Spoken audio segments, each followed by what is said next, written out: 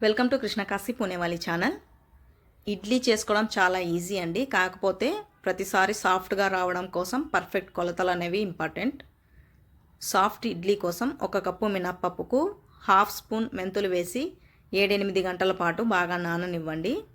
1 cup మినప్పప్పుకు 2 కప్పుల ఇడ్లీ రవ్వ పడుతుందండి.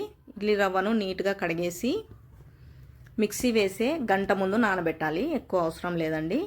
ఇడ్లీ రవ్వ నానడం వల్ల కూడా ఇడ్లీ సాఫ్ట్గా వస్తుంది.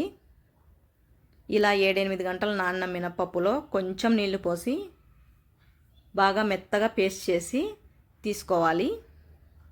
మరి దోశ పిండిలా జారుడుగా కాకుండా పిండి ఇలా టైట్గా ఉండేలాగా మిక్సీ వేయండి. 1 గంట ముందు నానబెట్టిన ఇడ్లీ రవ్వలోంచి నీళ్ళన్నీ ఇలా పిండేసేయాలి. నీళ్ళు ఎక్కువ పడితే ఇడ్లీ బంక వచ్చేస్తుందండి. బాగా టైట్గా పిండేసి ఇడ్లీ రవ్వను వేసుకొని మినప్పప్పు పేస్ట్ ఇడ్లీ రవ్వ మొత్తం నీట్గా ఇలా కలిసేలాగా బాగా కలిపి రాత్రంతా పక్కన ఉంచేసేయండి.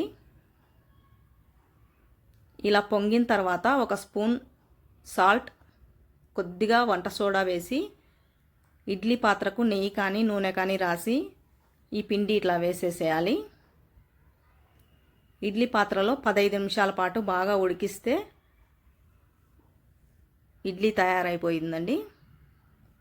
ఇడ్లీ అనేది ఇడ్లీ పాత్రకు అంటుకోకుండా వస్తే సాఫ్ట్గా పర్ఫెక్ట్గా వచ్చినట్లండి.